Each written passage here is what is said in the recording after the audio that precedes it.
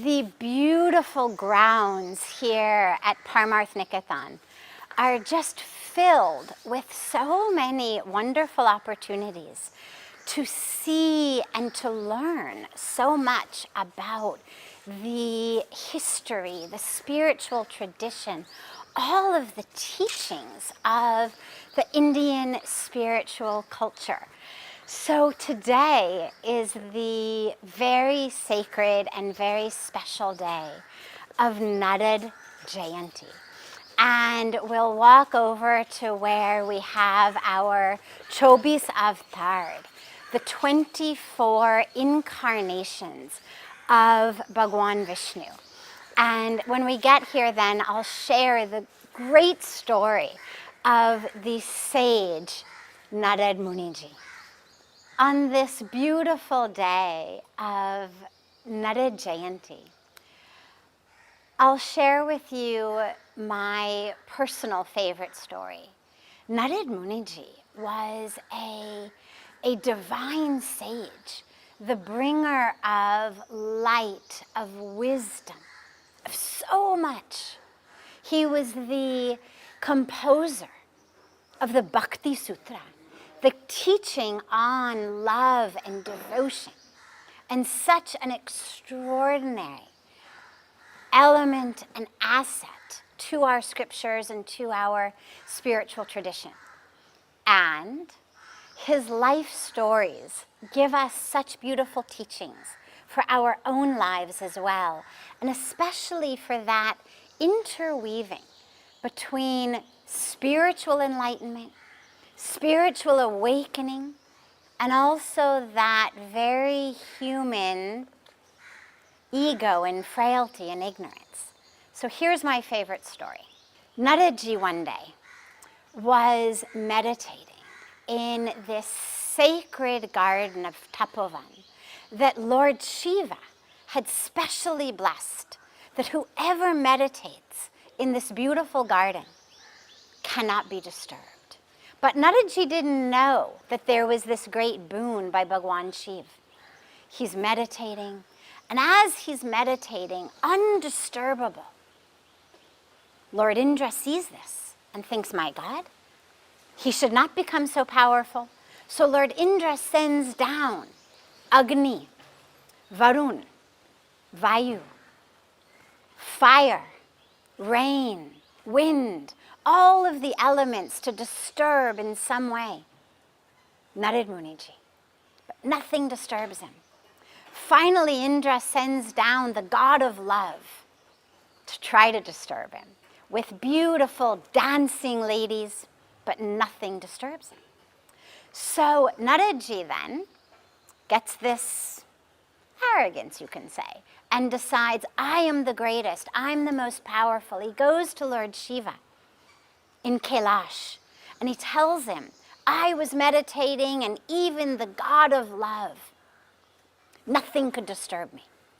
Now, Lord Shiva, of course, knew why nothing disturbed him. He knew that he was the one who had blessed this garden, but he didn't mention it. Then Naradji goes to Lord Vishnu, even though Lord Shiva had told him not to, but he did. The same thing happens when we're full of pride, ego. We think, I am everything. I've done everything. We want to tell everyone, make sure everyone knows how great we are. So he goes to Lord Vishnu and he tells him about his great feat. So Lord Vishnu smiles. When Naradji's back now on earth, he finds himself face to face with the beautiful princess. And the king tells him that the princess is going to be married. She's having her swamvar, where she chooses her husband in just a few days. And he asks Narad Muniji to look at his daughter's palm and to tell her future. When Naradji looks into the princess's beautiful palm, he decides he has to be the one to get her hand in marriage. Doesn't tell the king, he just tells him, your daughter will have a very successful married life. But his heart is already pumping. He knows, I have to have her. So he goes to Lord Vishnu and he tells Lord Vishnu what has happened, and he says, you must give me the face of Hari, means God, that is so beautiful that I will win her hand at the Swayamvar, that she will choose me. So Lord Vishnu says, face of Hari, tathastu, so be it. It is done. Now in those days, people didn't have, full-length mirrors in their homes. There was no smartphones to check how you look. But Naradji was confident. Vishnu Bhagwan had blessed him with the face of Hari. He was going to win the princess's hand. So the day of the Swamvar comes, and he gets in his line with all of the other suitable bachelors. And the princess walks down with the flower garland, because in those days the tradition was whoever she chooses, she places the garland over the head. So Naradji is convinced, today's my lucky day, and he's just waiting for her to place the garland over his head. But she passes him right by, and that too with a little chuckle, maybe even a twinge of a snicker. Naradji can't believe it. What's happened? How could she not choose him? Finally, when he sees his face in the reflection of a river, he realizes that Lord Vishnu has tricked him. He's given him the face of a monkey. Turns out that Hari not only is the face of God, but the word also means monkey. And so Lord Vishnu had given him the face of a monkey. So naturally he's furious, and he storms back to Lord Vishnu. And he says, how dare you? How could you do this to me? But Lord Vishnu knew. He knew that Naradji was needed to bring this wisdom to the world, that Naradji was needed to bring the Bhakti Sutra, that Naradji's dharma was not supposed to be just married to the princess, stuck in the four walls of a castle, but that his dharma was different. His dharma was vaster and greater and bigger than just to be this beautiful princess's husband, than just to fulfill his sensual desires. So he explains to Naradji, this was not your dharma. Your dharma is to give the world this great wisdom, this great inspiration, this great love and great devotion. And the same thing is true for us. So many times in our life, the story has so many beautiful messages about arrogance and ego, about taking credit for that which really is due only to the grace of God. Naradji's ability to meditate undisturbed was just due to Lord Shiva's blessing over the garden. And in our lives also, that which we are able to attain, achieve, acquire, master, is due to God's grace. But so frequently we also think, I'm the doer. I'm the one who made it happen.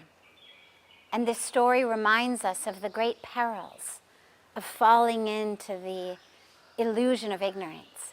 But it also gives us a beautiful story of dharma. Because sometimes we want something so badly. We think, I'm meant to have this. I have to have it. Like Naradji was just intoxicated by desire for the princess, by her beauty, by yearning. And so many times in our life we think, I want this so much. We even pray to God, give it to me. And if we don't get it, we become furious like Naradji. How dare you not give it to me? I'm good. I'm devoted. I deserve it. I'm entitled. Without actually asking, what is my dharma? Really is my dharma to be the receiver of that boon that I thought I wanted? Or does God actually know better? Is there actually a deeper, higher purpose for me than just the prize that I've set my sights on? And lastly, There's a thread of karma and destiny. Because after Lord Vishnu explained to Naradji what had happened, why he had done this, in Naradji's fury and in his disappointment, as we all lose our calm, lose our compose when we are angry, Naradji cursed Lord Vishnu, that as he had given Naradji the face of a monkey, Lord Vishnu was going to lose his beloved, the same way that Naradji had lost his beloved princess, that Lord Vishnu was going to lose his beloved and need to call upon the monkeys, that he was going to have to become friends with the monkeys in order to get his beloved back. And of course, we all know the story of the Ramayan, the story of Lord Ram, this incarnation of Vishnu, losing his wife, Sitaji, to the demon king Ravan, and having to rely on Hanumanji and his army of monkeys to rescue Sitaji back. But of course, that had to happen. The destiny of bringing about the end of the reign of Lord Ravan had to happen through the incarnation of Lord Ram and Sitaji. Hence the curse of Naradji. So again, all of these beautiful karmic threads weave together that we so frequently don't have the ability to see until we are able to step back and really view the whole tapestry. So on this beautiful day of Narad Jayanti, let us remember the wisdom, the teachings, the Bhakti Sutra of love and devotion, and let us remember all of these beautiful teachings that we learn in just this one small story of the blissful and blessed life of Narad Muniji.